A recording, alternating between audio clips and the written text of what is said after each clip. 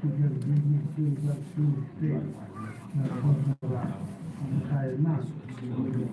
But to give a charity for which I can, in helping your household and doing work together for spreading insight, especially in my life. That is the key of what I've said for years, and that is why it has been made to be a code.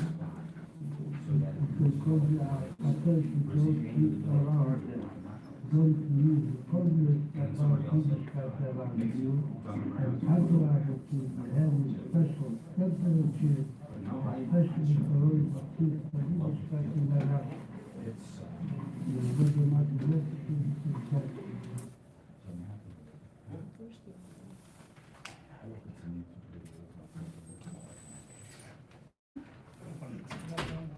pretty good. Actually, you know, in the last couple of years where marijuana became like a hot topic, like a lot of these old things, like, you know, people say like, oh, the old rabbis don't know what they're talking about, you know, it is healthy or whatever it is. And I actually found the Rebbe's answer there kind of the most unique one. Why the Rebbe didn't want people to do marijuana. It's kind of interesting. Okay. What? What? That you just showed? What? About marijuana. The first video, yeah. Oh, okay, well, after I can send it to you. Well, you know. It works on my sciatica. Well, you know, what's interesting is a lot of times you see, one of the things that I think people appreciate in the Rebbe is consistency. So if you saw that, and a lot of spiritual experiences people have, where Judaism often splits with them, is what you do with the experience after. In other words, are you able to take that experience and is it somewhat transformative? Is it something that might help you in some way? In Judaism, it might help you keep the Torah. Or is it something which is like, the experience was it, you know, now you need more or go home, and that's a theme in a lot of those things with the Rebbe. So we're going to start lesson 3. I got these bookmarks in the mail. These bookmarks, yeah, they're advertising another thing, you know. Business is business. Do you want to just take one person on?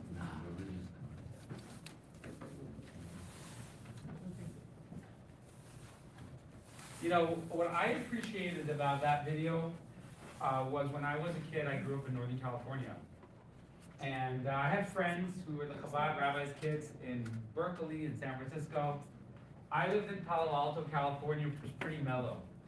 But when I went to Berkeley and San Francisco, as a child, you know, it was quite a, you know, I didn't realize what was going on, but it was kind of fun and crazy and kind of cool, you know. And I think what was very took time to grow out of was realizing how a lot of like the Jewish people there and, you know, on the streets and everything like that, they were like super spiritual and super into this and super into that and super high. And I didn't realize that when I was a kid. So, you know, things like that were helpful for me to understand. It's like generally Judaism is always going to take you back to consistency, the regular life. So anyways, we're going to start lesson 3 today. So this is advice for life. And lesson 3 is called Wholesome Health. I think this is a really important class, and hello to everyone who's going to see it through YouTube. Bill, welcome back. Make sure it doesn't get messed up. I'll try. So I think what's really important about this class is we all go to doctors, and we all have difficult experience with doctors or are familiar with difficult experiences. It might be, in good faith, slightly malpractice, wrong diagnosis, you know, different challenges that come up. And sometimes we're actually totally clueless what to do. Or we might have multiple choices and we don't know what to do, make out of that choice or whatever it is. And these things can cause a lot of anxiety. Sometimes people get a diagnosis which is grim and they just can't sleep anymore. They can't function anymore. I just want to share, just because of the story fresh off the press, which has been going around everywhere, which is an amazing story. So last night there were 2 hostages who were rescued by Israel, right? And that's a big deal. They were rescued, right? They weren't traded for. So there was a story that went out on WhatsApp, and it was confirmed by every side and everything. So there's this organization that flies out the hostages around the world, and the purpose of this organization is just so they keep the momentum going, like in America and things like that. And even in Israel, sometimes it's easy to forget about it and move on in life. The political story might change, the economic story might have family things. Life moves on, right? We're not as glued to the news anymore. Hello. Hi. What happened was this family of the hostages was in Florida, and they were at a synagogue there, and here they were in Florida, and they're talking about how hard it is. The wife of one of the guys, they said she's just a total mess. She can't do anything. Her husband was speaking. He said, my wife's totally broken. So the Jews in the crowd said, how can we help you? Do you need money? And they said, oh no, we don't need money. We're taken care of. Say, well, what do you need from us? Like, what do you want us to do? What could be done? He said, well, in Israel, it's very, very complicated. What could be done? There's this option and that option and politics and this and that. There is no, when you're wagering with terror, there is no good option, right? So they were talking, and the Rebbitzin, who's the rabbi's wife in this shul in Florida, who's like a very legendary lady, she gets up and she says, let me tell you something. The government doesn't make miracles. The Israeli government doesn't make miracles. God is the only one who makes miracles. And the only way you can encourage God to make a miracle is if you take on something that's difficult for yourself and you make a miracle in your life, something that you never expected that you could do or would do. And if you do that, you can come to God and say, God, I made a sacrifice for you. I need you to go and make a miracle for me. This was 1 week ago. So she turns to the wife of one of the people who was rescued last night and says, do you like Shabbat candles Friday night? I hate to embarrass you. She says, no. So he says, I want you to start from now on to light every Friday. And she said, deal. She turned to the husband and said, do you wear tefillin every day? And he says, no. Tefillin are the straps that Jewish men wrap every day on their arm and their head. Do you do it every day? He says, no. She says, look, tomorrow I want you to go to my husband's office, and he's going to give you a pair, and you're going to start to do it every day. She said, can I start in a week? She said, no, you start tomorrow. She's a very regal, assertive lady. You know her, yeah. So then there was another guy who was like traveling with them. You too, do you wear tefillin? And he says, no. He says, you're going to wear tefillin as well. You go to my husband, we'll give it for free. It's expensive, we'll give it for free. You're going to start doing it every day. So then the daughter of one of them said, one of the hostages said, I need a third pair. So I said, what do you need it for? My dad, when he comes free, he's going to start wearing tefillin also. Wow. Anyways, that was exactly a week ago, and exactly a week later, they were freed. They were rescued. So it was an amazing story. It just happened. I mean, a lot of times you hear these stories, you're not sure they're true, but now on technology, someone put in like this big WhatsApp group. They said, "Oh, I was there. Like I heard this is true," and then like 10 people were like, "I was there. Yeah, my mom was the Rebbitzin, and this and that." And they even had videos of the family of the hostages saying, like, "Yeah, it's true. I was there," and everything like that. So that will be connected to this class here. Rabbi, Yes. I was watching the video a little bit on the internet and what was going on. I felt like I was watching Osama bin Laden. Yeah, it's Attach. crazy operation. Whoa. Crazy operation. Yeah. All right, so we're going to start the third class. One thing that if you haven't picked up yet is the Rebbe does not look, and Judaism does not look at the world of bifocals. There's not physical and spiritual. Everything's interlinked. The soul and the body, everything's connected. If you haven't caught on to that yet, the first class we talked about how work is not just a means to make something. It brings your mission in the world. It brings your light into the world, your Jewish light into the world. Last class we spoke about how family is not just something where, if you want, you have family. If you don't want, you don't. Family is something very, very intrinsic to how we create a dwelling place for God in this world, right? And therefore, every physical part of the family is relevant to God. So today, wholesome health, and we're going to go through something which possibly has some of the most guidance of the Rebbe, which was health. That is probably because, there's a Yiddish term for it, but when it hurts, you scream, So many, many, many people, there are like thousands of letters about health to the Rebbe, and we're going to analyze various ones. Some of them are like advice in specific cases. Some of them are spiritual advice, physical advice, and there are many, many such. And actually, we will do our best in this class, but to truly do justice on that subject will take years. I mean, it's really vast, and it's really quite incredible that there is such knowledge available, and you can find for every illness and every situation, you can find guidance for it. Guidance. I'm going to try not to go off track too much because I could go on forever about it because there are so many amazing stories and anecdotes. So today we're going to start with a text. Page 59. 59. Page 61 for the first text. First text is 61. We're going to start with the text, and this text is going to kind of help. You're both technically right. So we're going to introduce this idea, the Rebbe's philosophy of spirit and matter. Now this is a kind of encrypted text. This is from the Rebbe's first book that he published. It was just a calendar of sayings from 1943, a calendar. Till today, people read it every day, and there's a lot of depth in there, which we'll touch upon some of it. So I'm just trying to think. You want to start today? Page 61. There's a school of teaching that promotes the predominance of form over matter. It expounds on the unique quality of the material when it is purified, and the unique quality of form when integrated with the material. The two are to be so thoroughly infused that one cannot detect where either of them begins or ends. For their beginning is wedged into their end, and their end into their beginning. The one God created them both, and for one purpose, to reveal the light of the holiness of his hidden power. Only both of them together complete the perfection desired by the Creator. This is the school of the teachings of Hasidism. So this is a very important tenet in Judaism, is there's nothing physical which doesn't have a spiritual purpose. And spiritual energy is there for the physical purpose. Everything is fused together.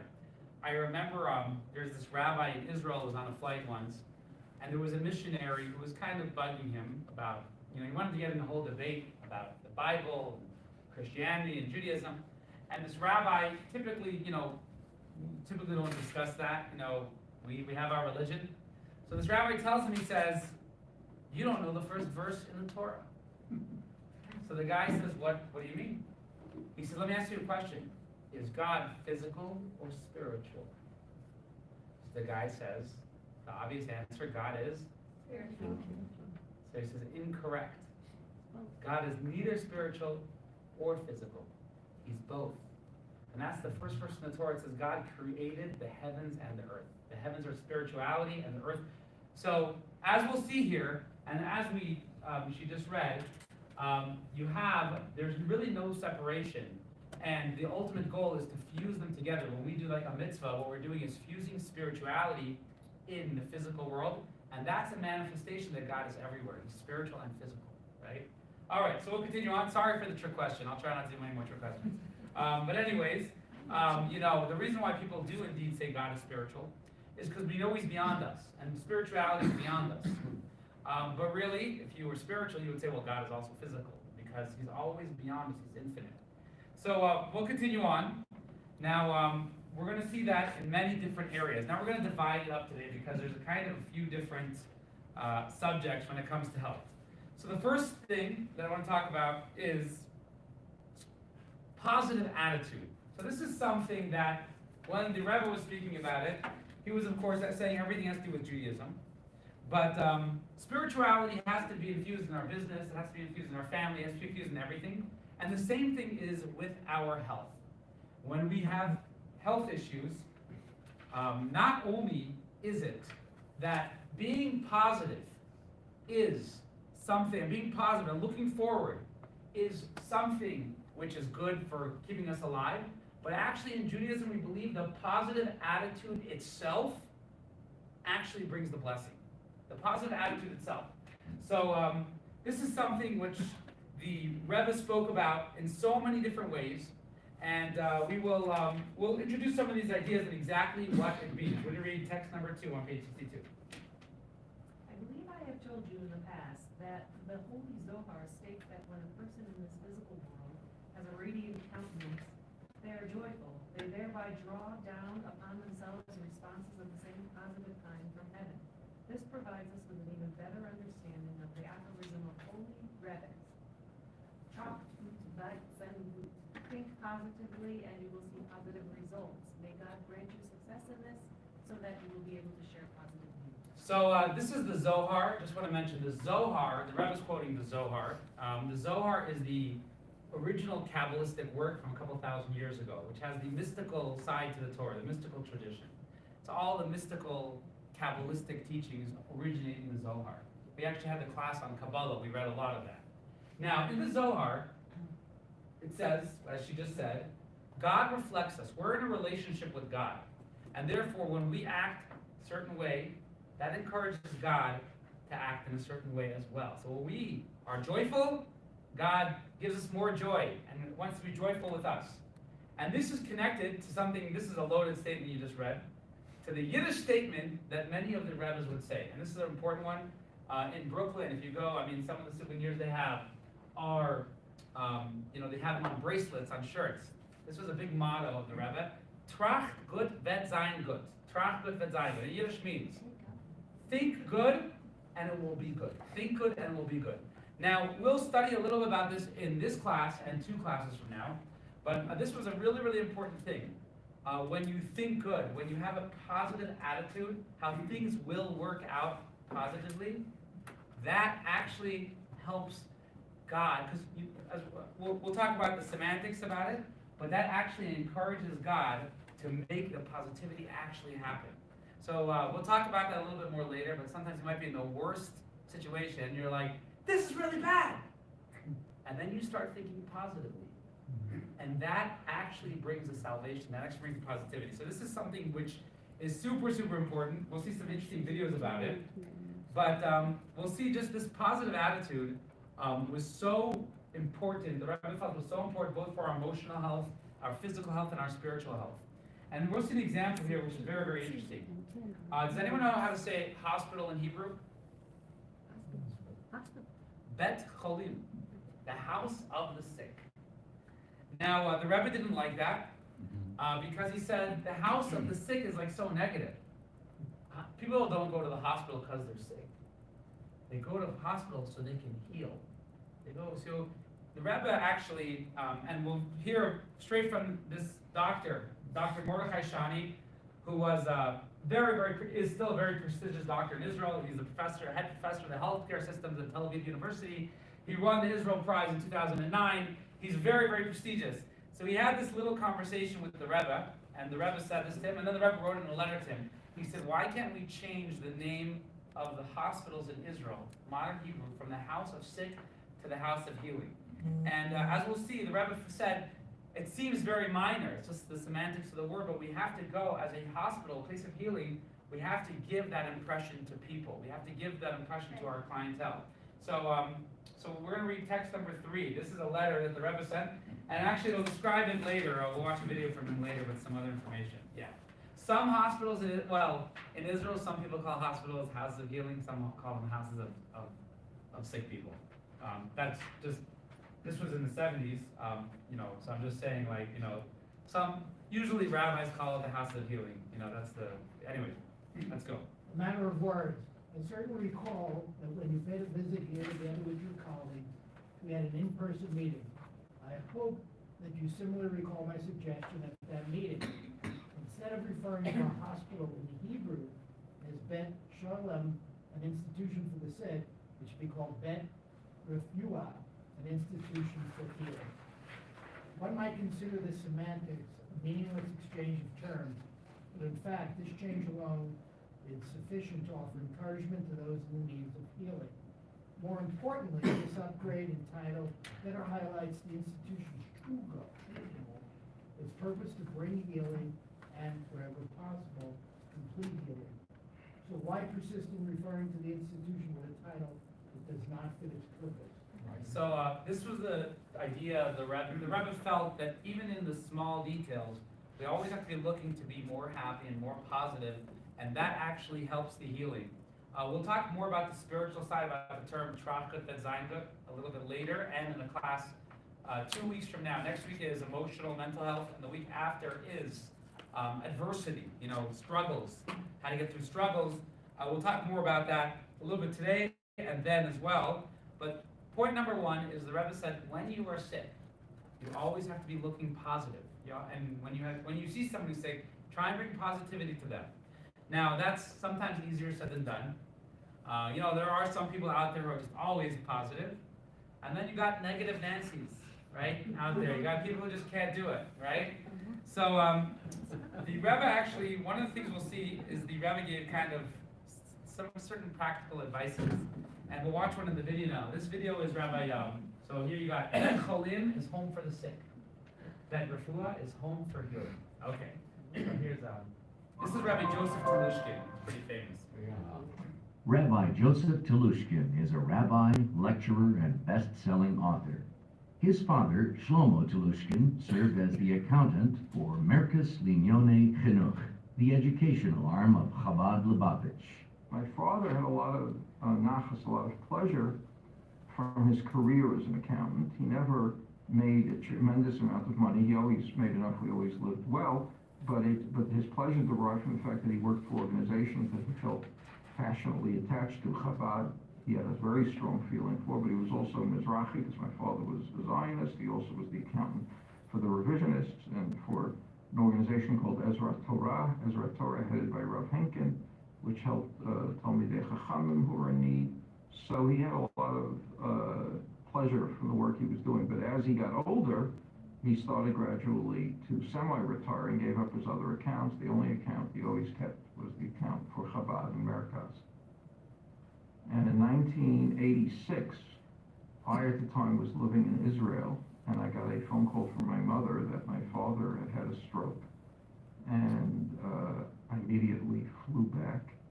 And my mother had somewhat underplayed how serious it was. She just said to me I should come home immediately, but not wanting to make me even more nervous. My father really at first was hovering between life and death, and he was not conscious for several days. And I came back, and every day we would get 2 phone calls, usually from Rabbi Krinsky from the office. The Rebbe wants to know how your father is, and I would report it. And then on the maybe the second day or so that I was back, my father came out of his unconsciousness. He was still in ICU, in the intensive care unit, and he was a little befuddled. It was, in a sense, my father at the time was 80, and it was very sad. He had always been in very good health, and as I said, he was continuing his work as an accountant, and he always had great pleasure. On Shabbos, he used to give a weekly shiur in Talmud. And my father's life, to some extent, was like a person running full speed ahead who runs into a brick wall. Because all of a sudden, in one day, he could no longer do his work, and he really couldn't learn in any systematic way. His mind would go in and out of being confused, but we would continue to get these calls twice daily. And then one day, about 5 days after my father had come out of his unconsciousness, I pick up the phone, and it was Rabbi Krinsky. And this time, though, he has a question. The Rebbe has an accounting question for your father. So I said to him, but Rabbi Krinsky, you know how sick my father is? And he said, yes, we had a meeting of the leadership today, and an accounting issue came up, and the Rebbe said, ask Shlomo. And, we said, we mentioned your father's illness, and the Rebbe said, I know, ask Shlomo. And so at that point, of course, I took down the question exactly as it was posed. I brought it in to my father, and he was able to answer it. And this was an extremely moving event for me, because I realized there was the Rebbe in his office in Brooklyn with tremendous responsibilities for many things all over the world. And he was thinking about my father's situation, lying there in a hospital bed, probably feeling fairly useless. And he came up with a question that my father was able to answer. And I know it immediately made my father feel much better. I mean, my father looked at me and said, yeah, do this. And this had an enormous impact on me, this incident, because it's what really made me aware to a remarkable extent of the Rebbe, who had assumed these international leadership roles and yet remained focused on the individual. So that was one really big advice that the Rebbe would give is, as we mentioned in course 1, that productivity, we're created to be productive, and we're partners with God in our productivity. So you should always try and keep somebody productive, no matter how sick they are. If you can give them some meaning, some sort of productivity, something that they need to think about or do, that actually leads to less of a feeling of emptiness and more of a feeling of, hey, yeah, you know, because human beings are programmed to be productive. They're programmed to be productive, as we said, because that's our mission in the world, to bring God to the world through our productivity, even in physical things like that story there. For some reason, I feel like I've heard the story from him personally, like, you know, and I think he said it was a really easy question, actually, that they seemingly wouldn't need a counted task. But the Rebbe wanted to make sure that there was even an easy question that he could do, which is actually going to lead us to another idea. So remaining productive. This is actually a famous verse. It says, "The human is born to toil." People feel good when they succeed in working in something.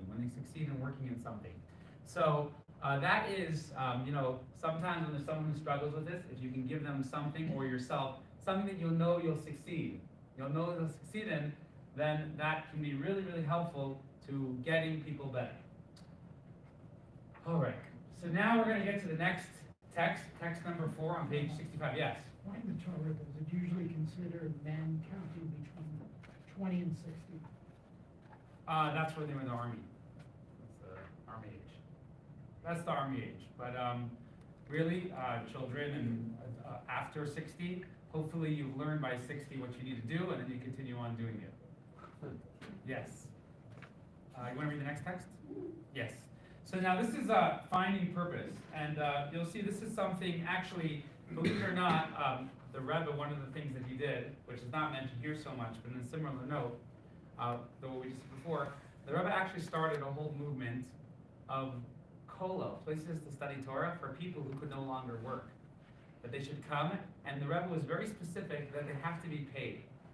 Until today, there's many places where they have, you know, people in their 90s come every day and study, and they force them to take, you know, like $5 a day or something like that, in order just that they feel like they're studying Torah, they're attending, and they're getting payment for it, you know.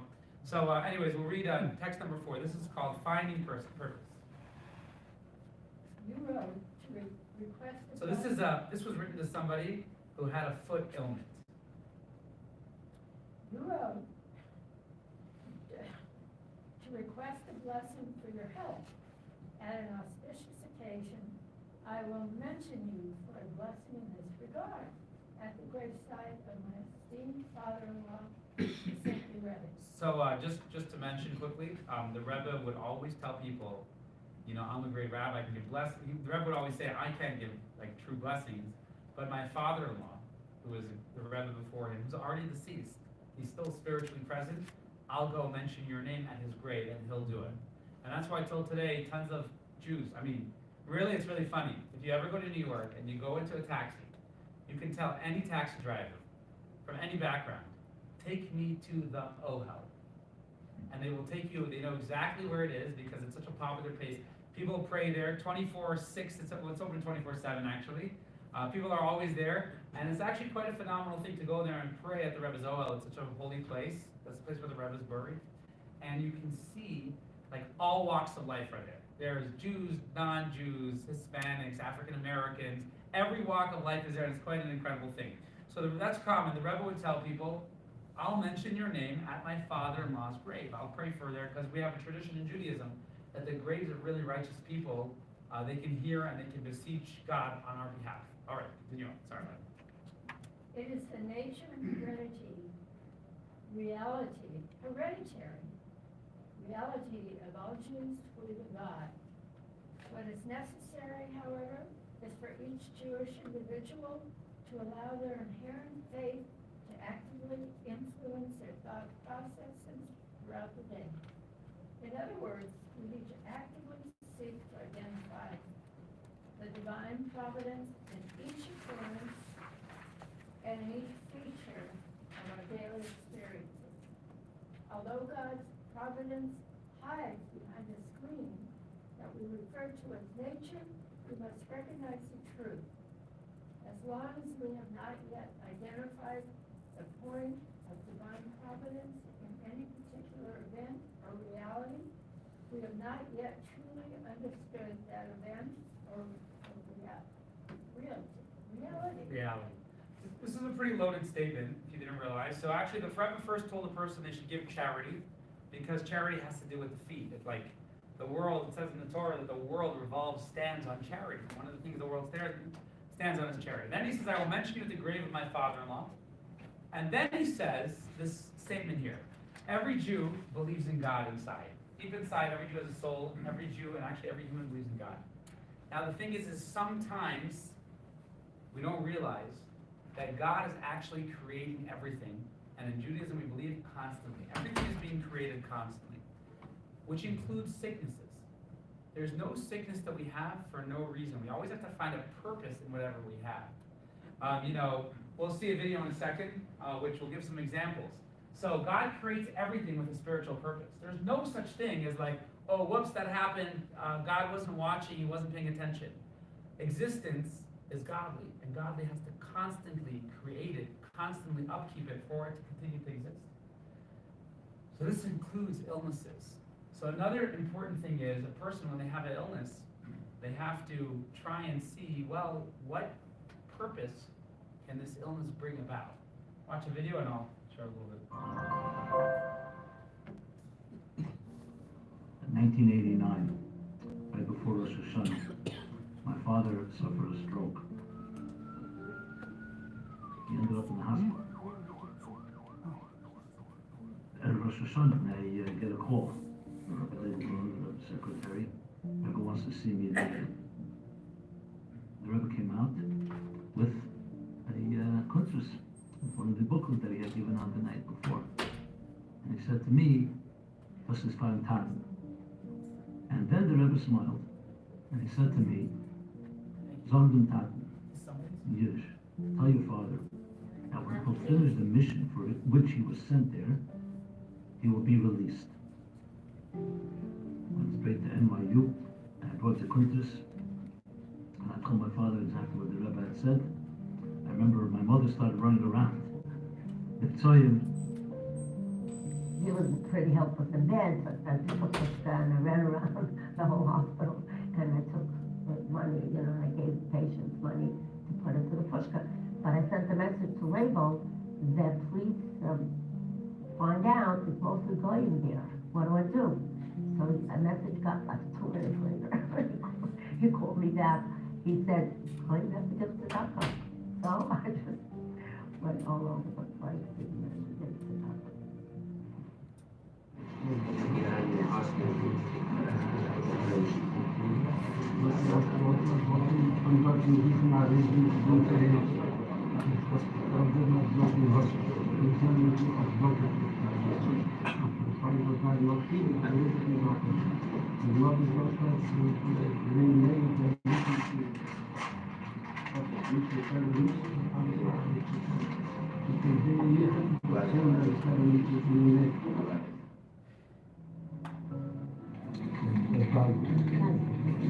He is active in the hospital house, transferring the shooter.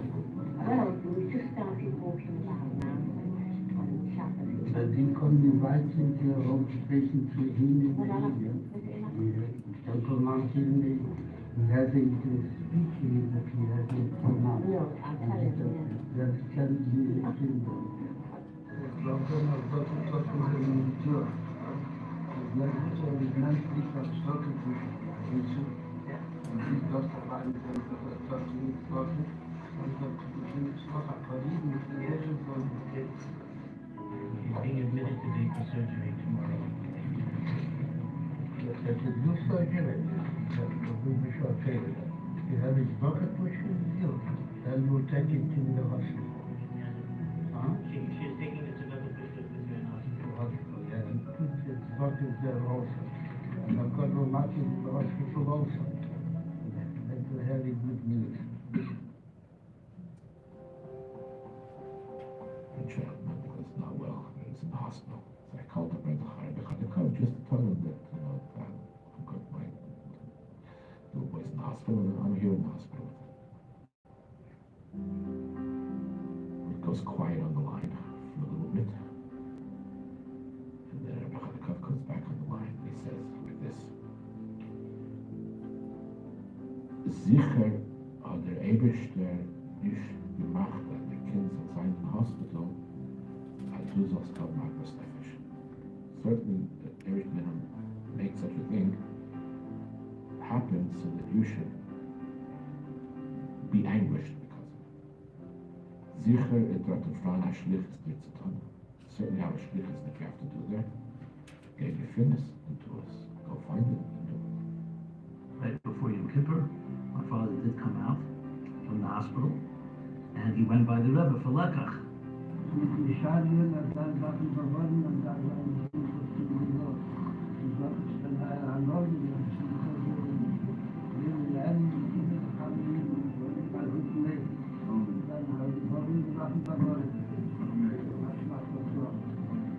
wherever you find yourself, whether it's, they said, a beautiful place or a hospital, God leads the footsteps of a person, and you're going to have to figure out, understand what is the mission of why God put me in this place. There's a reason I'm here, and I have to redeem it and find the reason and the purpose, the mission of my being there. So that was what we were just talking about. Wherever you go, you have to know that there's a mission to do something good there. And you can see how adamant the Rebbe was. I actually keep these tzedakah boxes around. These actually, mitzvah has power to heal. Whenever I go to the hospital and I visit somebody, just yesterday I visited someone on their deathbed, I brought a tzedakah box and I had them give, a pile of pennies or nickels. They can give tzedakah because when God creates a situation, there's no situation which is outside of God. It's actually every situation is actually fully programmed by Him, and He's totally behind it. And the fact that we're there, we have a purpose. So that is another important part about being positive when we go somewhere. When we need to, God forbid, go to the hospital or prison for that sake, or wherever it is, we have to know that we are actually in charge of a mission there. And we have to see what we can do our best to do our mission. God also creates our minds, for sure He'll guide us. Now I want to introduce a new subject, another really, really important subject. This is a Hebrew word here. And this is what is called bitachon. Bitachon. Anyone heard about this word before? Now in Israel, bitachon means, and this is super important. In fact, there's a certain book we'll mention several times during this course, because trust in God is one of the most important things in Judaism. In fact, my wife actually gives a class on it every Monday morning to women. But it's something that, hey, look, when I moved to the Wild West, it's something I need to always get back to. Bitachon. Another word is emunah. Now, what is the difference between bitachon, trust in God, and faith in God? These are really two important terms. Anyone want to give a shot at it? I'll give a shot. Sure. Emunah is belief or faith, and bitachon is trust. Everybody says they have faith, but do you have the trust to believe? Yeah, well, so we can elaborate. Anyone want to add to that? That's pretty good, but let me give the gist more. Emunah means I believe there's a God, and I believe God's in control. I have faith that there's a government, let's say. Bitachon means I place my trust in God. I know God's going to do good for me. God only does good for me. This is a belief in Judaism, the Torah. God says, I'm only doing good for you. I'm only going to do good. And at a certain point, we're going to look at it and say, wow, this is total revealed good. Now, sometimes there's no bad in Judaism in the world. In Judaism, we don't believe there's any bad in the world. There's revealed good and hidden good, right? Hidden good is what we call bad, right? And a lot of our prayers are, we want God to reveal the good in it to us. We don't want to, it's too hard to be in a relationship with God when we're only getting hidden good, right? Which we call bad, right? Bitachon means we trust and we know, and this is an active thought process that we're meant to have in the Torah, to think about and trust how we know God is going to do literal, revealed good to us. Literal, revealed good. This is called bitachon. It's a mitzvah. One thing that humans don't realize is, you know, humans are puny. We always need to trust to live. And the question is, what do you place your trust in? So Jews are meant to place their trust in God and actively think about in every situation how God is going to bring out, and we're going to come to a point where we see only the revealed good from God. Now, again, in Judaism, we also believe that the trust itself is what brings it. When we don't trust, or we don't think about it, eventually God will show us the good. But it might be a ride. But when we go into a mode where we're saying, God, I have this problem. I'm counting on you, I'm banking on you, and I know that you're going to bring good, that actually causes the goodness to be revealed in the world. It's a really deep idea. And we could talk about that for 6 weeks. Now, there's a famous story, actually, of the third Lubavitcher Rebbe. So he had this chassid who was, his name was Reb Michal, and he had a son who was very deathly ill. So Reb Michal, who's sitting by his son's bed, the doctor said he doesn't have much time left. And someone said, why don't you go and travel to the Rebbe to get a blessing? Travel to the Rebbe, by the time I get there, my son will be dead. So someone told me, I said, no, like that's what we do. You know, we go, we pray to God, and this is how you're going to do. You're going to go travel to the Rebbe. So he travels there, and he bursts out crying in the Rebbe's room. He finally gets there. He bursts out crying, and the Rebbe told him a brief message. He said, don't you know, Tracht gut bet sein gut? Think good and it will be good. So he left, and he felt really good. You know, he had confidence again. And when he came home, his son was actually better. And he inquired. He said, when did things change? And it turned out it was the moment that the Rebbe had told him to start thinking positively. That was the time that his son started, his sickness turned over for healing. So this is, now, trust in God is not easy. Actually, in a lot of the Jewish books, it says, trust in God is like the purpose of life. Trust in God means we're banking on God, we're looking towards God, and that's how we connect to God, right? So sometimes we'll be trusting in God and we'll have an even harder situation. And then we got to trust even more. And this is God showing us that as the Jewish people, we need to rely on Him. I'll just mention, we'll mention a book a couple times called The Gates of Trust. It's an ancient book. So there it says, God wants people to be wealthy. Why are so many people not wealthy? It says, oh, very simple. When people become wealthy, what do? They say, okay, God, I'm okay. I'll call you later, right? I'll call you later. You know, I'm good. Then they lose their money, they run out of their funds, and they're like, oh my God, I don't have anything, help me, right? So it says there that what God sometimes wants us to do is realize, no, we rely on Him when we're poor or when we're rich. And when He gives us riches, after we learn to trust Him, what do we do with those riches? We use them out for Him. We use them out for good things, for Torah and mitzvahs, for tzedakah, for all those things. So we'll continue on, and here we're going to read some letters about bitachon. Bitachon means, so I want to just mention, a lot of times people have a hard time with this. So bitachon means trust that God will bring revealed good. We trust Him. He's our security. And bitachon itself is what brings about God's blessing. Now, I know it sounds, it's actually like a spiritual service of God. You know, like if you take a tzedakah box and you put a coin in and you're like, oh, I did a mitzvah? When you're in a tough situation and it's really hard, you say, you know what? I'm going to just shut everything down for a minute, and I'm going to imagine what it's going to be like after everything's fine and how God's going to take care of it. That itself is a mitzvah, and that itself actually brings the blessing. Bitachon. So let's go. We're going to read text 5 on page 67. Channel for blessing. I duly received the telephone message as well as a letter regarding your state of health. From what I have been informed about your progress, matters of Jewish observance, it is surely necessary to emphasize to you the importance of bitachon, complete faith and trust in God, not just as an abstraction, but in a way that truly permeates one's entire being. In addition to bitachon being one of the foundations of our faith and way of life, it is also a channel to receive God's blessings. especially for the success of the medical treatment. So this is actually, so it's not only a way that'll get you through life, but this is actually what brings the blessings. This is, I actually really enjoyed this video.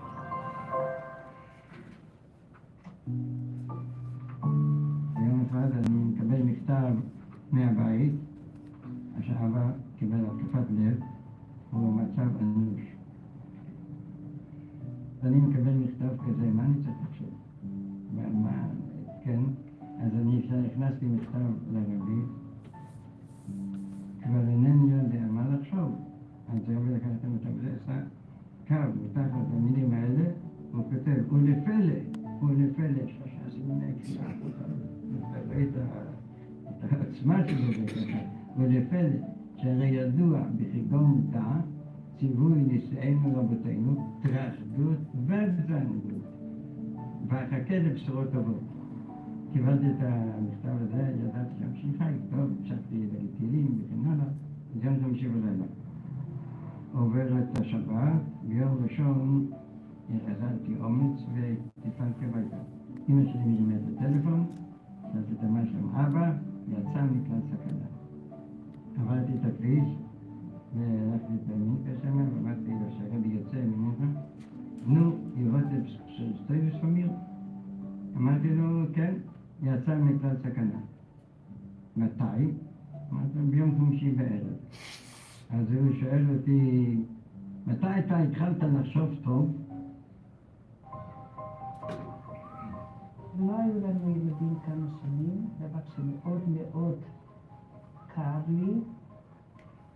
וזה היה עם דיאגנוזה של רופא, שטען שאני לעולם לא אוכל, מבחינה ביולוגית, אני לא אוכל ללדת ילדים.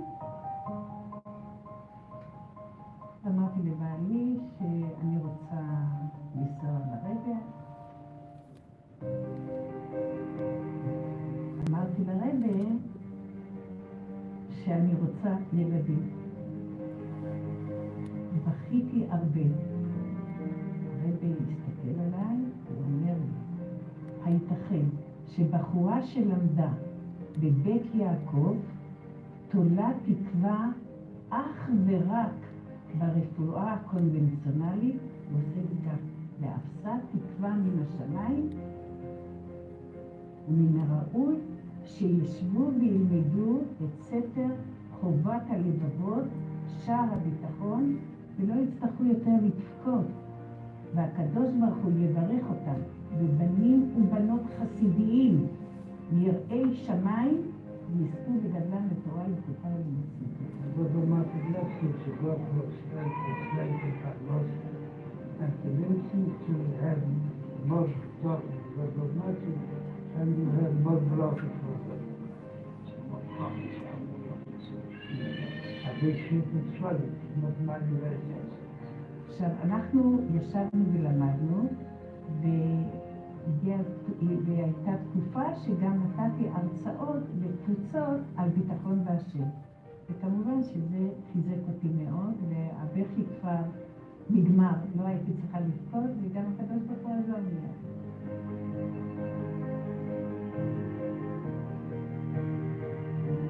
But the mathematics was no more need of talking because you have it in church.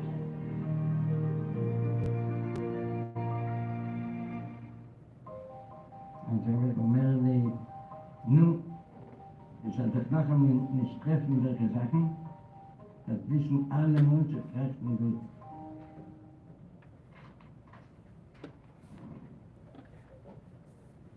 So this is a key term, bitachon. Bitachon means trust in God, and I could really talk about it for a long time, but we're going to gloss over it here. So it's really important. I remember asking, sometimes a really hard situation, and you just can't imagine doing it. Well, that's time to maybe say, hey, God, I'm so curious how you're going to get me out of this. I'm so curious. You have confidence God's going to get you out of it. I don't know how. Maybe I don't even have an idea how, but I'm so curious. I'm staying positive, and I'm telling God, I'm trusting in you. Here's another thing that sometimes when there's a difficult medical prognosis. So the Rebbe, here's one thing about called misdiagnosis. The Rebbe obviously felt God is in charge of the world. And miracles can happen. And you have to remember, miracles can happen, things can be better than they are. How many people have known someone who got in this terrible, terrible accident, and they're like, oh my gosh, they're gonna be stuck in the hospital for so long, and suddenly it happens so much quicker, so much quicker. So we're gonna read text 6, misdiagnosis. There is no basis for despondency and despair, for we have clearly seen God perform nature-transcending miracles, even for individuals, and especially in recent years. Moreover, in many instances, doctors err in their diagnosis, despite conducting a plethora of tests. This is especially true of diagnostic related to internal organs. In addition to all of the above, we should be aware that new medical remedies are constantly appearing. However, it is of utmost necessity, it is impossible for it to be otherwise, that you strengthen your connection with God, the healer of all flesh and performer of wonders. This description is to be taken literally.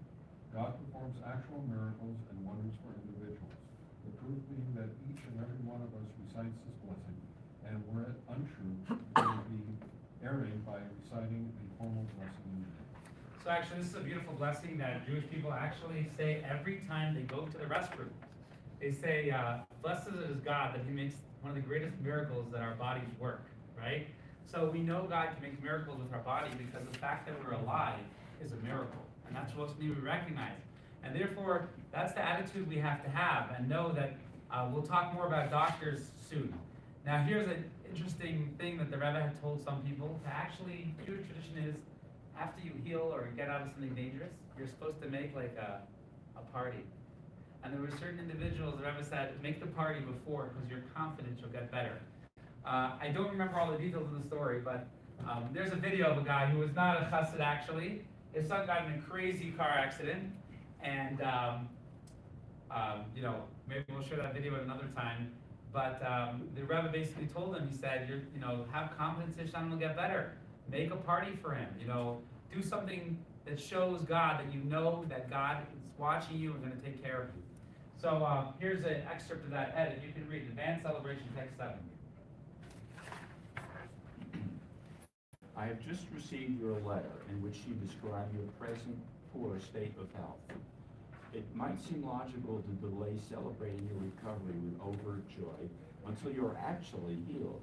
Nevertheless, it is in fact reasonable to openly rejoice over your healing in advance, despite the reality that your healing has yet to occur, for such joy will actively hasten your recovery. This is in keeping with the oft-repeated Yiddish saying of the Chabad Rebbe's, "Trach gut, that sein gut." Think positively and you will see positive results. Obviously, this approach is far more effective when you translate optimistic thinking into verbalized joy and joyful activity. So this is the extent of the Rebbe's belief on us putting our trust in God and knowing that things will be positive and keeping positive with those ideas, and perhaps we've been speaking about it and thinking about it literally.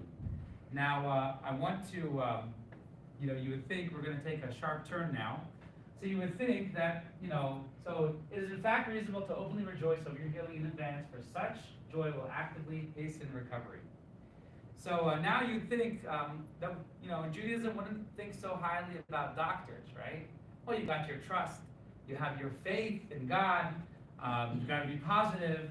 But in fact, we're going to see that doctors, the subject of doctors, took a very, very deep and very strong importance to the Rebbe.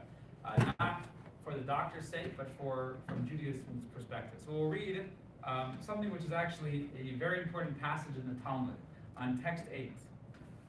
The Torah states, "He shall provide for his cure." This informs us that God has granted physicians permission to provide healing. So here we got a verse in the Torah that God says, "V'rapo yirape." Actually, the translation in Hebrew is, God gives permission to doctors to heal. So why do doctors have the ability to heal? Anyone? Because God says they do. That's why doctors have the ability to heal. Medical school may work, may not. But because God says you have permission to heal, that gives the doctor the permission to heal. So we'll actually see how the Rebbe viewed the doctors as agents to bring healing. Doctors are agents to bring healing. And we'll see the extent of that. So we'll read text 9. You should observe our sage's directive to follow the doctor's orders and do it happily. What difference does it make to you if you fulfill God's will in a particular way or through particular means? The main thing is to avoid overthinking the matter and to instead focus on doing God's will. In this case, God has directed you to obey your doctor. So you should do so and be gratified that you have the opportunity to fulfill God's will, and you should therefore do it with joy. In fact, when you will act in this manner, God will help you so that you will clearly see gratifying results. I hope that you will write back to inform me that you have adopted this approach, and may God add in his blessing to you and your family for good health and ample livelihood. So this is actually really deep, right? Everyone wants to know now, do you trust doctors? Do you not trust doctors? Do you trust this doctor? Actually, in the last couple of years, especially, this subject comes up so much repeatedly. And, people always ask me, like, how do you know which doctor to trust? Well, here's what the Rebbe says here. Let's first question why we're going to a doctor in the first place. Why do we go to a doctor? Because that is where God says he sends healing, right? So when you go to a doctor, number one, you're doing a mitzvah. Right? You're following God's supervision. And when you're focused on that, that's what actually brings the healing. When you know that he is God's conduit to bring the healing to you. So now, at the same time, we will see that, so following doctors is actually not lack of trust.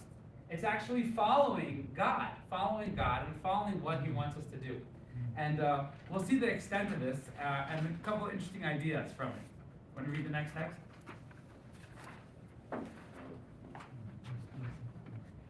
I'm thankful to hear that you're spending all of your time running families and doctors. I'm astonished at your husband as well. What is the justification for this misuse of your trade in illicity? Illicity is generally a beneficial quality, but panic is always a fault. Anyway, illicity is not always appropriate. You should be filled with faith and trust in God, who creates, sustains, and animates the entire universe and all of its contents, with even more particular attention to each Jew being that they are all members of the nation that is close to him. Trust that he will provide you with good health so that together with your husband you will raise your son to Torah, to marriage, and to good deeds. True, it is always necessary to follow natural channels. You must consult a doctor and follow their instructions. However, totally engrossing yourself in this matter, immersing yourself in medicine and medical matters, and intensely deliberating and debating the exact reasons for the doctor's opinions, that is not your role. That is exclusively the realm of medical professionals, performing their duties as the Torah directs. You shall administer healing in Shemot 21:19. Everyone else needs to use the intelligence and mental skills with which God has blessed them for alternative concerns. Some for Torah study and mitzvah observance, others for conducting material affairs that are able to be transformed into mitzvah-based undertakings, but anxiety, worry, and rejection serve only to weaken the physical and spiritual health. So now it sounds like we're going, wow, trust the doctor, never question the doctor. What do you guys think? Is it okay to question doctors? Sure. Yes. Question doctors? Yes. Well, we're going to actually see that here the Rebbe said you should not have anxiety listening to doctor, because you're just trusting God and you're going to him. And obviously, God's not going to backfire against you. You're going to the doctor because that's who God wants you to go to. And he says if you have panic and you're worried about it and everything like that, then you're using the system that God gave in an opposite form. So it would sound like that you shouldn't question doctors. But in fact, this is something that the Rebbe spoke about a lot. There's a way to question doctors in Judaism. How do you question doctors? Now, if you read carefully, you can see here, the Rebbe said, there is a mitzvah to go to the doctors or the professionals, because that's who God says to go to, right? And listen to them.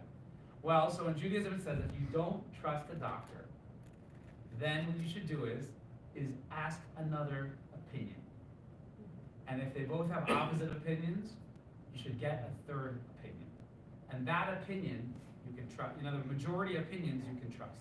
That's the system that Judaism has that God set up through doctors. Another interesting thing, so here's actually, in the later years of the Rebbe's life, in the late 80s, early 90s, so it was just, and he was in the late 80s, it was, you know, there were so many followers. It was impossible for him to respond in letters. So he started giving speeches and saying, these are the directives. And this is one of the directives he gave, text number 11 on page 75. My general response to questions regarding medical matters is that one should follow the advice of an expert doctor. Is he talking only about Jewish doctors? No. Okay. As you'll see in the appendix after, there are some letters where the Rebbe encouraged people for certain things to speak to God-fearing doctors. Not necessarily do they need to be Jewish, but just, you know, if you're an expert in medicine, but you don't believe in sanctity of life or whatever it is, like, your opinion might, you know, there's some people, they know all the facts on the map, but it's hard for them. But here he's talking about speaking to professionals, speaking to experts. It is best to consult with two experts, and when there is a difference of opinion, one should ask a third and follow the majority position. So elsewhere, so this is the one thing that's really important. You know, during the pandemic, people were asking me all sorts of interesting questions. And I was so grateful for his guidance. I said, ask your doctor what you should do, because that's the conduit that God will help you. And boy, they would get so mad at me. They would say, no, you need to say this, you're a rabbi. And I'd say, I'm sorry, in Judaism, this is my job, to remind you to ask your doctor. And if you don't agree with your doctor, go get ask another doctor, and then get a third opinion. Elsewhere, the Rebbe actually said another thing. He said the concept of a rofei yedid, a friendly doctor, a doctor that cares about you. It's good to know someone who's a friend who's a doctor, and that way you can ask them, and you know they care about you and their best interest, and you're doing your best, you're trusting in God, you're going to the doctor just like God said to do, you're questioning, you know, sometimes when you have a friendly doctor, they have more patience for you to ask questions to them and whatever it is. A lot of times, you know, so this was, these were the different things the Rebbe said. The Rebbe said, yes, you could speak with your doctor, you know, you gotta go to a doctor, and you gotta trust him. Why? Because that's what the Torah says, he's the conduit of healing. If you have a question, if you don't agree with him, then you can ask him, because that's what the Torah says, that's what Judaism teaches. And then you can get a second opinion, and even a third opinion. But at a certain point, then you have to say, okay, this is how God is guiding me. This is what God is guiding me to do. Another thing is seek advice of a doctor who's a friend. That's also really important. I mean, I'm grateful. I know of a doctor who actually many people in the community have asked me, you know, for all sorts of medical issues. And he lives in Phoenix. He used to live in Phoenix. He's retired. But he knows everybody there, and it's just been so helpful. He always knows on the tip of his tongue, call this guy, call that guy. I was always impressed with his humility of, you know, being there to be questioned, good point, I don't know, you know, and those are all really helpful. But so anyways, let's just, we'll summarize in a second. Here's another thing that the Rebbe said about doctors. So, you know, you go to medical school, does that mean you'll be God's conduit? Not necessarily. God has to choose you to be his conduit, right? One thing that the Rebbe did not approve of is he would always say, what is a doctor to us? What Judaism says a doctor, what the Torah says he has permission to do. He has permission to heal. Whenever doctors would give a negative prognosis, you got a few months left to live, 6 months left, the Rebbe would always say, that's not his job. You don't have to listen to it. Right. You just delete it. You don't have to listen to it. You don't have to take it. He's a conduit for healing for God. He's not a conduit for grim prognosis. This is actually an amazing video. Esty Ash lives in Johannesburg, South Africa, with her family. Kids were older. They were all avid bike riders. Uriel went outside. He was going up the road. He didn't take his helmet. And he was riding in the street. And a car, it was a very narrow street with cars parked on both sides, and a car was obviously trying to get through. With Uriel in the street, he couldn't, so he hooted at Uriel. Uriel turned around to look at the car, and as he turned his bike in front of the car as well, and the car hit him. and he flew off his bike over the hood of the car and smashed the windscreen with his head.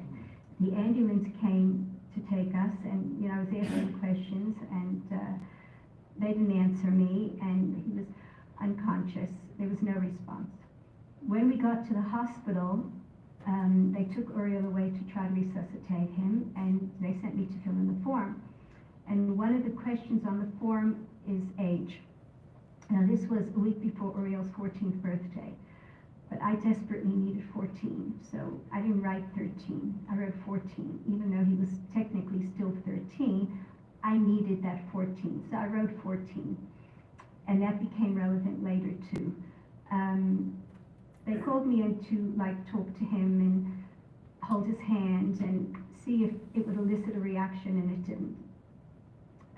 A lady came, she gave me some money to make a phone call, and I phoned Michael, and Michael's my husband, and I made it sound like it wasn't serious, and he came to the hospital, and then they called us both in to see if we could get a reaction out of Uriel, hold his hand, stroke his head, talk to him. There was nothing. And I think when Michael realized the gravity of the situation, he phoned Rabbi Lipsker, who was a close friend of ours.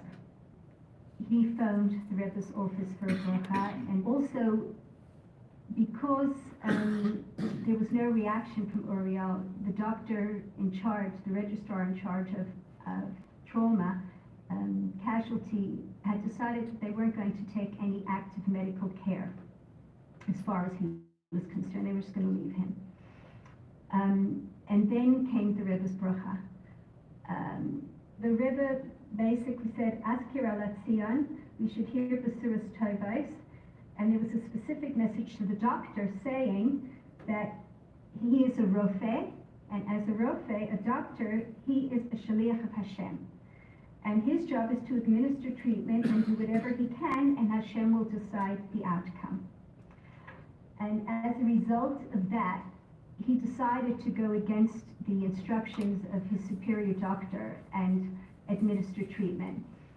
So they took Uriel, and even put him in ICU because they weren't going to bother doing anything with him, but they put him in the normal ward. Now, the best ward in the hospital was the pediatric ward, and the maximum age for the pediatric ward is 13. But I've written 14 on the form.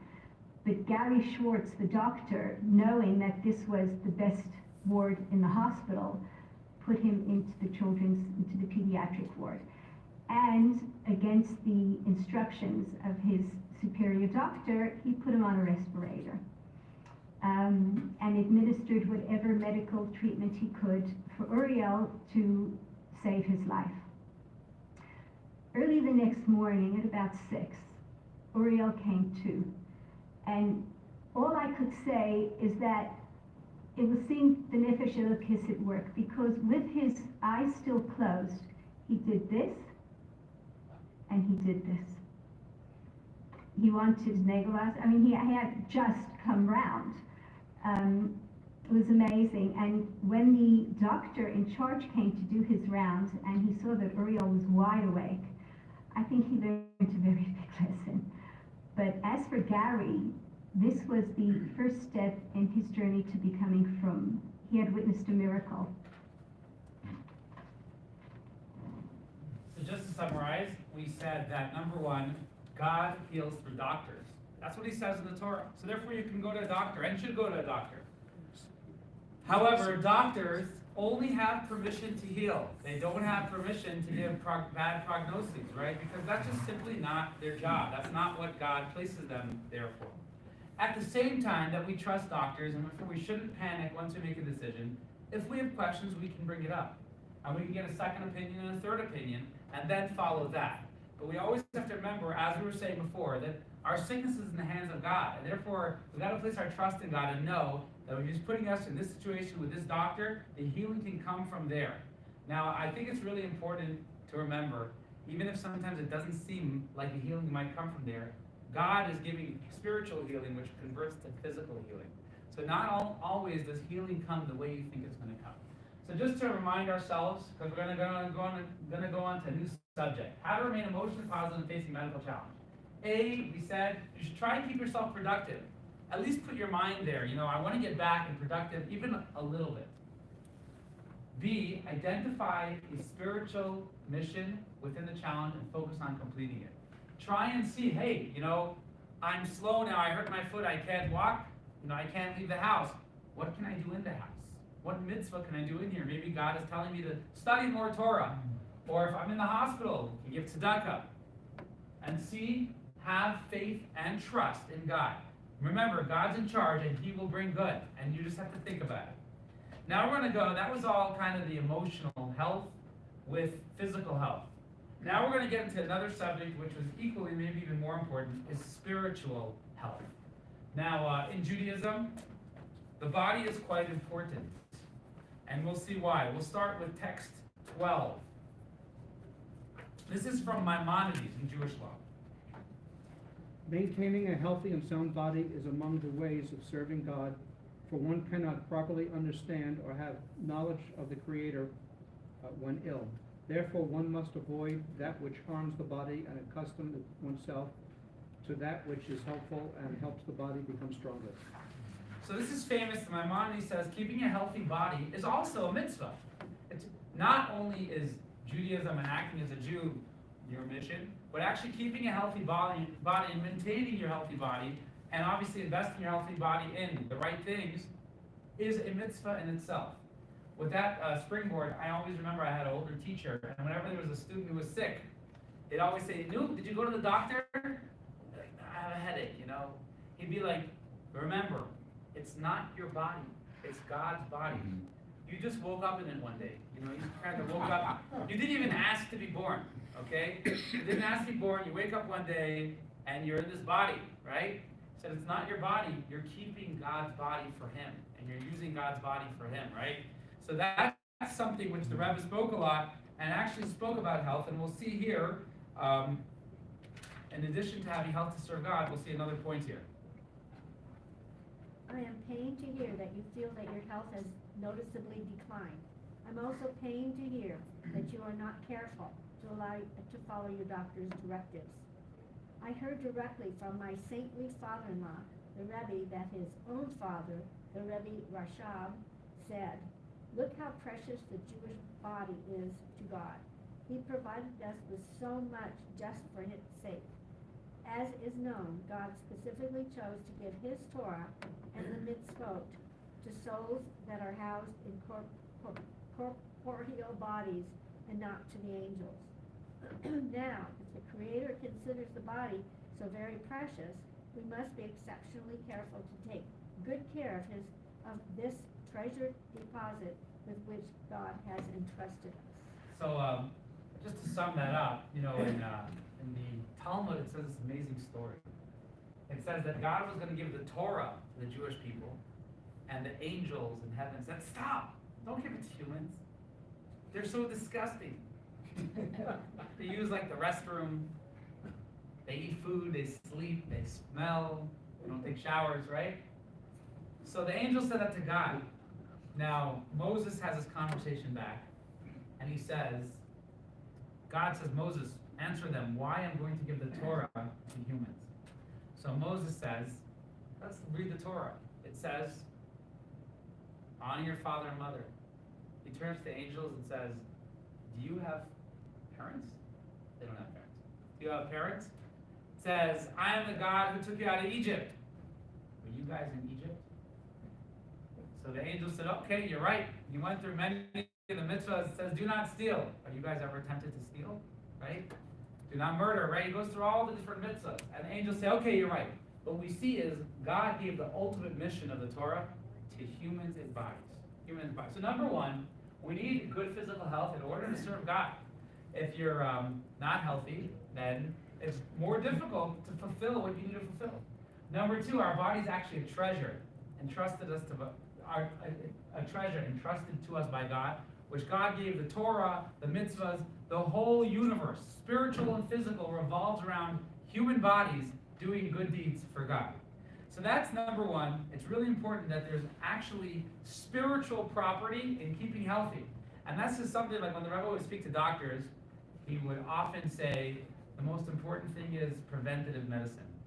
You have to get people to stay healthy and not get sick. That's the most important goal in the hospitals. Most important goal of doctors has to be, how can we make people get healthy before they get sick?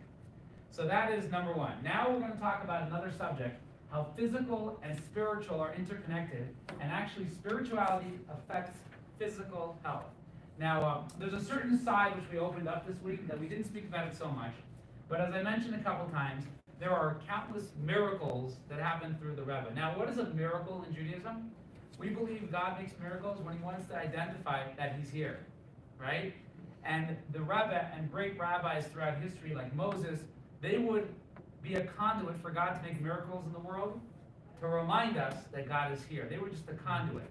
So we opened that because we saw a lot of different health stories here where there was a miracle, essentially, something unexpected.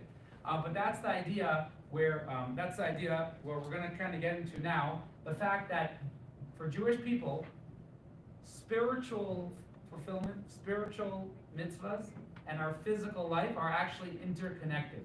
So it's not just about going to the doctor, it's not just about preventative medicine and keeping healthy, but also there's a spiritual side, which, as we'll see, we'll touch a lot upon that next week when we talk about mental and emotional health.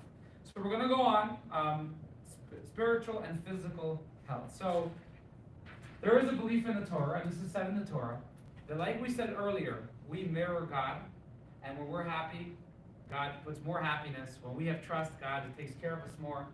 The same thing is with regard to mitzvahs. Besides mitzvahs being a spiritual way, a mitzvah, I always say this, what does a mitzvah mean? A good deed. But truthfully, a mitzvah means a commandment. A commandment. When we do a mitzvah, we connect to God. When we do a mitzvah, we connect to God. And here, what we're going to talk about in this section is how a lot of mitzvahs, besides having a spiritual property of fulfilling your mission, connecting to God, they also have a physical effect. So we'll read text number 14. The Torah is the source of all creation and the conduit through which God's influence flows to the world. As our sages taught, God looked into the Torah and created the world. And this Torah-based creation reoccurs every day, and is said, in his goodness, God renews each day continuously in the act of creation. Therefore, when matters of Torah and mitzvah are observed as they should be, our physical affairs are in order as well. So this is we mentioned this a couple times, the Torah is the blueprint for the world. So God had the Torah, and he said, let me create a world where you can keep the Torah. That's why sometimes when we do mitzvahs, oftentimes when we do mitzvahs, that actually improves our health physically. So, for example, anyone know why we keep kosher? Anyone know why we keep kosher? Because we're supposed to. Anyone know why we're supposed to? Well, actually, if you don't know why, then you're on the right track. The Torah doesn't give a reason why. You know why? God says, because I'm God and I want you to. And I don't want to tell you why, right? He's God, he can do that. Right? He can say, I don't want to tell you why, this is what I want you to do. However, we do find that kosher, besides having spiritual benefit, can sometimes help in physical benefit. And this is something that the Rebbe believed very, very strongly. And sometimes kosher has to do with physical health. One thing the Rebbe would always say is check your mezuzahs. If anyone needs a mezuzah, by the way, we sell mezuzahs, we have mezuzahs. Check your mezuzahs, and these things all correspond in dozens and dozens of letters. Now, most of the time the Rebbe would say, someone would have this issue, the Rebbe would say, check your mezuzah. I saw a video recently where the Rebbe said, check your mezuzah. So the guy came back and said, I checked it, it's kosher. And the Rebbe said, it can't be. So the guy said, I checked it though, what should I do? The Rebbe said, I don't know, but it can't be kosher. And in fact, he checked and there was a certain mistake made. There was an amazing video that just came out this past Saturday night of this guy, I would say he's about 30 years old. Actually, he was born in 1980, 35. And he lived in Brooklyn. And the reason why I'm showing this is off the script, but this was an amazing video. He said that he lived in Brooklyn and he was born and he had like a real bad sweat problem. As a baby, he was like sweating and sweating always, his whole body. So his mom brought him to the doctor, and the doctors couldn't figure out what it was. So his parents were not such big followers of the Rebbe, but they heard, people ask the Rebbe for blessings. They asked a blessing from the Rebbe, and the Rebbe said, check the mezuzahs and fix it. That's what the Rebbe said. So they checked their mezuzah, and on their son's room, the word bum in Hebrew, which is right in the middle of the Shema, of the whole section in the mezuzah, was the letter was cracked. You know, we're writing our Torah this year. You'll see, you know, when we finish it, that every letter has to be exact, and this letter was cracked, so the mezuzah was deemed not kosher. So they switched it, and his situation was getting worse. So they called the Rebbe's secretary, and the Rebbe told him, well, bum is the exact middle of the mezuzah. And we know that there are 248 letters in the mezuzah, and there are 248 limbs that a person has in the Jewish tradition. And the bum, the word, it signifies the heart. Tell him to check the heart. That's what the Rebbe said. They checked the heart, and they found an issue, and they said, well, he's a newborn. We're going to give him surgery in a year from now. Anyways, his health situation was deteriorating. So they called the Rebbe a third time, and the Rebbe said, I said, fix it now. So they called the doctor and said, we want to do the surgery now. So the doctor said, hey, we don't do that. We wait a year. So he said, no, please, and they pushed and pushed. Anyways, they did the surgery, and they found there was a heart defect that they were unaware of, which was deadly, that if they wouldn't have fixed it soon, the child would have died, and it fixed all the problems. Anyways, so going back, the story doesn't end there, but basically a couple months later, this guy who was not like a big chassid, not a well-known guy, was walking by the Rebbe with two of his sons, just walked by, and the Rebbe said to him, how's your newborn? Kind of said, how do you know about my newborn? He called on the phone, right? How do you know about my newborn? So the Rebbe told him, it'd be good if you also report good news. You know, not only when someone's sick, but you also call and say, hey, you got better. Anyways, this kid went to the doctor every year for a checkup, the same doctor, who was Jewish, but totally unobservant, totally non-observant. And he told this doctor, he said, this kid said, every Chabad rabbi will go and say, hey, men, put tefillin on, women should light Shabbos candles, right? But this doctor said, he's totally unobservant. But when this kid would come, he'd always say, I want you to put the tefillin and say a prayer with me, because what I saw on that day, when we operated on you, we found that defect changed my life. And so that was the story. So mitzvahs do have an effect on our bodies. So besides going to the doctor, we also have to go and strengthen our mitzvahs. So here is a letter, text 15. I received your letter in which you shared the news about Mr. So-and-so and his family, that he is suffering from various medical issues, and that his wife is also not in a good state of health. You requested a blessing for them. You need to explain to them that God, the holy and blessed King of Kings, is the sole owner and director of this universe and all its contents. God himself is the ultimate in goodness, kindness, and mercy. All that we must do is prepare appropriate channels to elicit and to receive God's blessings. Those channels for a Jewish man or woman are the Torah and its mitzvot. So why is it that spirituality and mitzvahs have an effect on our physical health? So as we just read, because there's only one God. He's the creator of everything. And everything has one universal mission of getting close to him and building a relationship with him. So that's why the same God that makes our heart work is the same God who tells us to do Torah mitzvahs and tells us to eat kosher, tells us to get to that. Here's a video. Okay, so the benefits of the Torah directives are material, and the Rebbe advised improving mitzvah observances. Now, I want to mention there were sometimes big rabbis would come, and the Rebbe would say, add in this mitzvah. I'd say, eat? Of course I do it.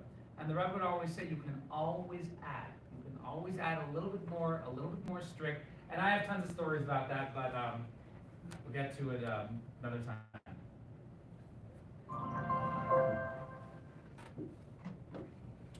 It was July 1989. I wasn't feeling well, and pains in my stomach. And I went to my gastroenterologist, who was a big mumcha, and he took an endoscopy, and he was like straightforward. He said, I got very bad news to tell you. What? You got a big problem. You got to go and get x-rays and everything, and you have to have an operation on your stomach, otherwise you're dire sakana. I called the 770. Benjamin Klein answered the phone. And Benjamin went into the Rebbe, and he the Rebbe said that I should look over all my mitzvahs in this house, and my Rashi's too, and my Benatam's too. And I went over to the Sefer. So he takes out the Pasha. He shows me that it's the word Zoch in the Quran was blotted out. These two You letters can't here. use it. Told me so. He had just written 4 Pashas for Shal Rosh. I bought it from another spot because I don't want to be without snow. And Baruch Hashem, I had the operation.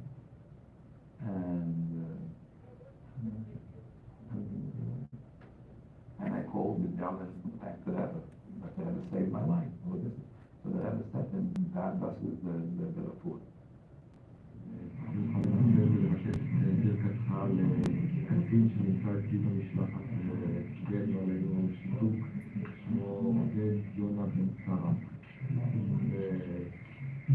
זה משפחה בשבילו, וכדאי שידריקו התפילין שלו, וזה יש לי בביטחון, ברכה והצלחה.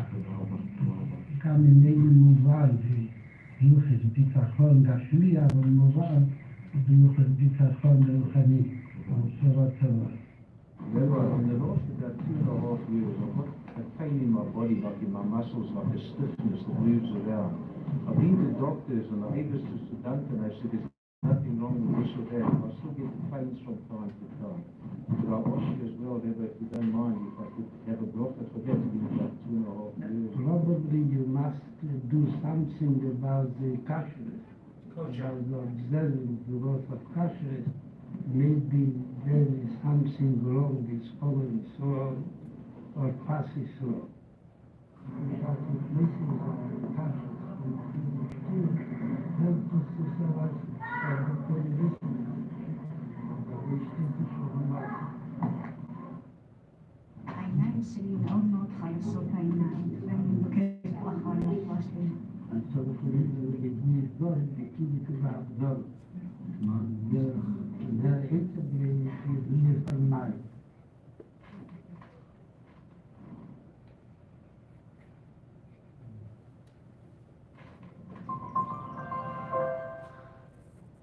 All right, so that is, Professor Mordechai.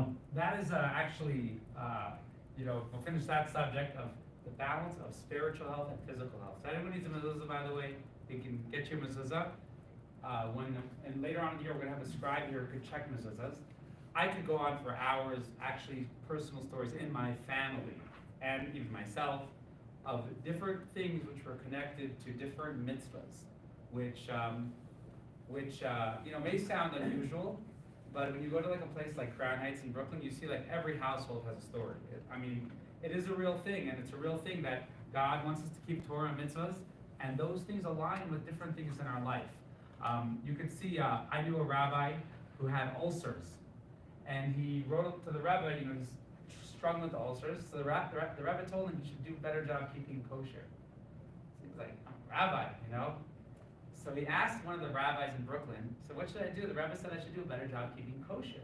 He said, speak to this rabbi who's a certifying rabbi of different companies and ask him what to do. So he spoke to this rabbi who certifies different products. Little products have the kosher symbol on it. And that rabbi said, well, a lot of food is made in like a chemistry lab nowadays. And there are little loopholes that we follow, which are in Jewish law, but you could be stricter, you could. And he gave him a list of things to keep, and he kept them, and the ulcers went away. Now, I can't always give advice like that. I'm also on the receiving end. I look to see what the Rebbe says and everything like that. But these things are true, and these things do happen.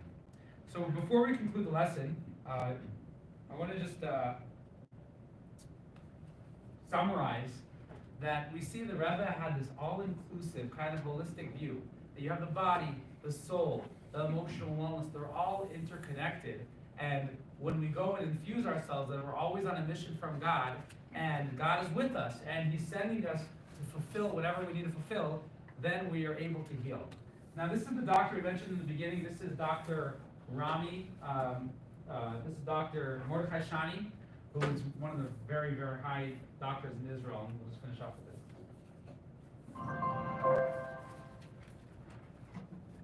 Professor Mordechai Shani serves as Professor of Healthcare Systems at Tel Aviv University and and is a recipient of the Israel Prize. In 1976, while serving as Director General of the Shiva Medical Center, he was part of a group that arrived at 770 for the celebration of Simchas Torah. הרבי הגיע אלינו, שוחח עם כל אחד מאיתנו כדקה. מאחר הוא שאל אותי מאיפה אני, סיפרתי בסביבתי מבית חולים, מיד שאל אותי מדוע הם קוראים לזה בית חולים ולא בית רפואה, ואמר לי, אתה יודע מה, בהזדמנות בוא ניפגש ונשוחח יותר בשקט ובניחותא. כעבור בערך שנה, אינני זוכר את התאריך המדויק, בתיאום עם הרב קליין נקבעה פגישה עם הרב. הפגישה הייתה בחדרו, חדר צנוע, שמתאים לאישיותו של הרבי. היא לא עסקה בנושאים אישיים. היא עסקה למעשה בשיחה בערך של כחצי שעה, 25 דקות, שדנה למעשה בעולם הרפואה. ראשית, אחד הדברים המעניינים, שגם מאפיינים את הרבי, שהוא שם דגש על נפשו של האדם, וראה בנושא הנפש מקור לחוזקו של האדם. ככל שהאדם בעל נפש חזקה יותר, הוא יכול להתמודד יותר טוב בחיים. הגענו דרך אגב לשיחה גם על ביקורי אנשים אצל חולים. והוא הדגיש את החשיבות של זה, לא רק מבחינת זו שאתה בא לבקר חולה, אלא בזה שאתה בא לחזק אותו. אתה נותן לו תחושה שהוא איננו לבד, שזה אחד הדברים היפים בקהילה החרדית, שבו הקהילה עוזרת לאדם החולה ומחזקת את נפשו. בהמשך דיברנו על נושא נוסף, שהוא גם כן מאוד מעניין, כי הוא מתקשר למגמה שיש היום ברפואה, וזה נושא מקומו של האדם בבריאותו. אמר הרבי, נכון שיש רופאים, אבל הוא אמר משהו שהיום מתחילים לדבר על זה, שבאים ומנסים לשכנע את בני האדם, אל תתלה את יהבך ברופאים, אם אתה לא תדאג לבריאותך, אם אתה לא תקפיד לאכול נכון, להתאמן, לישון טוב, אתה תפגע בבריאותך. זהו נושא שהיום בעולם המערבי קוראים לו patient empowerment. חזק, תעצים את האדם ותשכנע אותו שהוא אחראי לבריאותו. מעניין שהרבי לפני 30 שנה כבר מדבר על העצמת האדם, שהאדם הוא אחראי לבריאותו. הרי זה כלל בסיסי במה שנקרא רפואה מודעת וקידום בריאות. אתה אחראי לבריאותך, הרופא יכול לעזור לך, הוא לא יכול להחליט אותך. מבחינה זו, השיחה הייתה מאוד מעניינת, כי הרבי בכמה נושאים למעשה הקדים את זמנו. אפרופו דרך אגב, הסוגיה שהוא התחיל איתי בפגישה הראשונה, למה הוא קורא בית רפואה? אומר הרבי, אתם שמים דגש על החולה, אני שם את הדגש על הבריאות. אני רוצה להדגיש שאתם הולכים למקום שרוצה לשפר את הרפואה שלכם, את הבריאות שלכם, לא את החולים שלכם. זה מתקשר בדיוק לתפיסה של הרבי, שבא ואמר, רבותיי, הבריאות תלויה בך. אל תקדש את החולים, תקדש את הבריאות. So this is some advice for doctors. So this was the Rebbe's heart doctor when Rebbe had a major heart attack. Crazy story for itself. For many, many years, he was a doctor in Chicago. He was a cardiologist. And the Rebbe had some advice for doctors besides patients. If you want to read, we just got two more little excerpts here. Text 16. On behalf of Mrs. Nearson, as well as on my own behalf, I wish to convey our sincere appreciation for your kind, considerate care in connection to the recent incident that occurred with Mrs. Nearson. Thank you for your immediate response and home visitation at an inconvenient hour, etc. And for all of this, in addition to your having provided her with your expert and skilled treatment and care. I surely need not stress to you how important it is to the patient that the doctor expresses personal interest and attention, particularly as this constitutes a significant aspect in the patient's feeling. As you yourself correctly noted in the course of our conversation, the mind has a critical degree of influence over the body, and one's state of mind directly affects the healing process.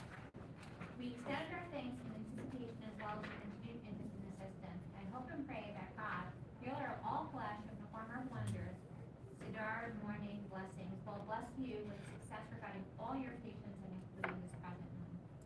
And lastly, the doctor's concern boosts the patient's spirituality. Hearing the last one, text 17, this was said to a bunch of physicians who were Orthodox Jewish ones, but this is a message for everyone to read it. The more deeply one delves into science, the stronger must grow the recognition of the true fundamental principles as well as the details of our Jewish religion. As physicians in particular, you are in a position to refute decisively the path of materialism, as is demonstrated by the fact that so much of physical health depends on spiritual health. If in the past emphasis was placed on mens sana and corpore sano, in our days it is an accepted principle that even a small spiritual defect causes grievous physical harm. The healthier the spirit and the greater its influence over the physical body, the greater its ability to correct or overcome physical shortcomings. This is to the extent that even some physical treatments have a much greater impact and benefit on the body's healing when joined by the patient's determination, their willpower, and the strength to do so. So whether you're a doctor or patient, hope some of this advice is helpful, give you some perspective into Rebbe's advice. This is about lesson 4. Lesson 4, healthy at heart. 3. Wholesome health. 1. God reflects back to us energies parallel to those that we ourselves exhibit. If we exhibit positive energies of joy and optimism in the face of medical challenges, then, in addition to the psychological benefits, we elicit positive healing energies from above. 2. In the belief that each created entity, phenomenon, and event contains cosmic purpose, the Rebbe encouraged people to find spiritual purpose in their illnesses. Identifying purpose in a challenging situation helps minimize the negative feelings and melancholy that illness naturally induces. 3. In the face of illness, our trust that God will steer the situation to a positive resolution is itself a stimulant of divine blessing. God can and does work miracles for individuals. Medical diagnoses are fallible, and new remedies are constantly being developed. 4. The Torah lends express license to doctors to heal, thereby turning medics into God's agents to bring healing. After following a careful process of consultation, medical advice should be followed meticulously, with faith that this is the path God wishes us to follow as the vehicle of His blessings. 5. Physical and spiritual health are intertwined. Physical health is necessary for spiritual health, and spiritual health contributes to physical health.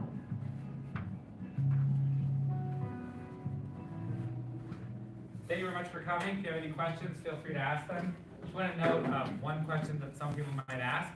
I saw many letters where people tried to kind of tell the Rebbe, is Judaism into non-holistic health or holistic? And the Rebbe would always respond, into neither. You choose your doctor, you're choosing him. He might be a holistic doctor, he may be a Western practice or whatever it is. You're choosing him to be the conduit of God, and that's what you need to remember, and he'll work in accordance. So I actually saw, it was interesting, there are certain letters the Rebbe wrote to certain individuals who said, go to this doctor, this is his name. And there's certain ones where the Rebbe would say, you like naturopaths, go to a naturopath. But the idea is we're going to the doctor and we're putting our trust in God and saying, God, please make this doctor be a conduit for healing. Thank you very much for coming tonight, and we'll catch you next week. If anyone has any questions, feel free to shoot them.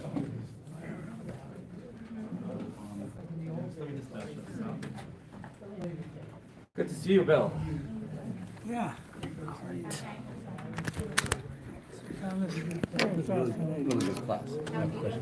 So when I'm with patients,